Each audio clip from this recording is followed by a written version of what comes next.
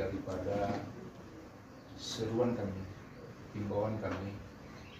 melalui media ataupun dari mulut ke mulut bahwa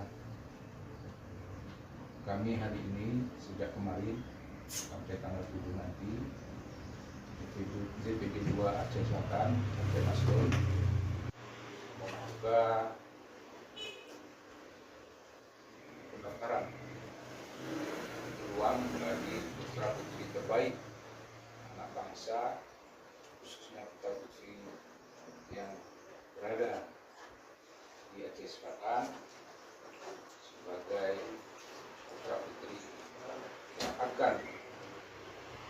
mencalonkan diri sebagai calon bupati Aceh Selatan.